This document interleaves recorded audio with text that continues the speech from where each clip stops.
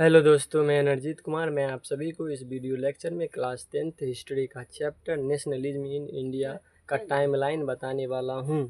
तो यह वीडियो उन सभी स्टूडेंट्स के लिए इम्पोर्टेंट होने वाला है जो क्लास 10th के हैं और जो जनरल कंपटीशन की तैयारी कर रहे हैं। तो आइए देखते हैं। पहला तो 1915 में हुआ था Mahatma Gandhi return to India. Mahatma Gandhi South Africa गए थे, तो साउथ अफ्रीका से ही आए थे 1915 में। तो याद रखिए 9 मतलब 9 जनवरी 1915 में महात्मा गांधी साउथ अफ्रीका से भारत आए थे।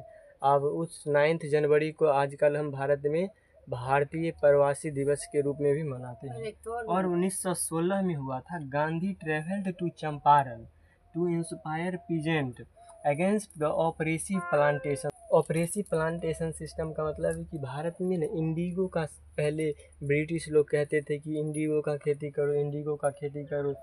ज़बरदस्ती इंडिगो का खेती कराते थे। उसके खिलाफ क्या किए, इंस्पायर किए चंपारण में गांधी जी 1916 में घूम घूम के। और 1917 में क्या किए, Gandhi organised satyagraha in Kheda district of Gujarat.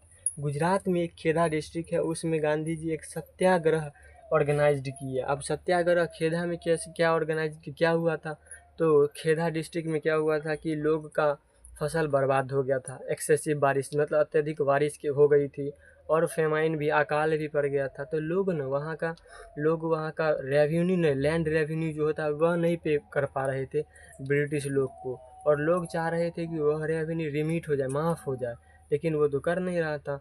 तो गांधी जी इसके सपोर्ट में एक सत्याग्रह ऑर्गेनाइज किए जो अब जाना जाता है Kheda district satyagraha in Kheda district of Gujarat. 1917 में हुआ था। और 18 में Gandhi went to Ahmedabad to organised satyagraha among cotton mill worker. Gandhi ji 1918 में अहमदाबाद गए और कॉटन मिल वर्कर के सपोर्ट में क्या किए, एक कॉटन मिल वर्कर के सपोर्ट में एक सत्याग्रह किए। कॉटन मिल वर्कर के सपोर्ट में क्यों किए, क्योंकि समझिए कि 1918 में कॉटन मिल वर्कर के सपोर्ट में गांधी जी गए और वहाँ सपोर्ट कर दिए, ये सो तो नहीं होगा। गांधी जी वहाँ देखे कि वहाँ का वर्कर का स्थिति बहुत गड़बड़ है। वर्कर चाह रहा था कि मेरा इनकम न 50% बढ़े। और वो क्यों चाह रहा था, क्योंकि उसका जो कॉटन मिल का जो ऑनर सब है ना, एक समय था कि वहाँ प्लेगी आ गई थी बीमारी, तो वह प्लेगी बोनस के रूप में सबको कहा कि बोनस मिलेगा, और फिर बाद में बोनस नहीं मिला।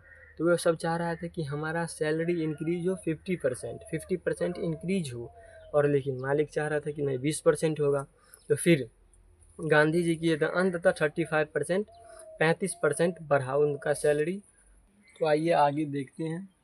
1918 से 1920 में distressed Uttar Pradesh peasant organised by बाबा रामचंद्र के द्वारा distressed Uttar Pradesh peasant organised किया गया था। और बाबा रामचंद्र के द्वारा 17 अक्टूबर 1920 में एक अवध किसान सभा भी ऑर्गेनाइज किया है, आप ये भी याद रखें। 1919 में खिलाफत कमेटी वाज फॉर्म्ड, और 1919 में खिलाफत कमेटी बना था। और हड़ताल अगेंस्ट रॉलेट एक्ट, और रॉलेट एक्ट के खिलाफ में हड़ताल हुआ था। और जलियांवाला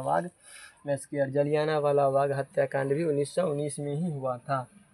और 1920 में Gandhi convinced other leader of Indian National Congress, मतलब गांधी इंडियन नेशनल कांग्रेस के दूसरे लीडर को समझा रहे थे कि हमें ज़रूरत है start a non cooperation movement in support of खिलाफत के सपोर्ट में नॉन कोऑपरेशन मूवमेंट स्टार्ट करने का, as well as for swaraj in Calcutta Congress session. और कलकत्ता कांग्रेस सेशन के सपोर्ट में नॉन कोऑपरेशन मूवमेंट स्टार्ट करने का। यह कब 1920 में समझा रहे थे गांधी जी, किसको, तो इंडियन नेशनल कांग्रेस के दूसरे लीडर को।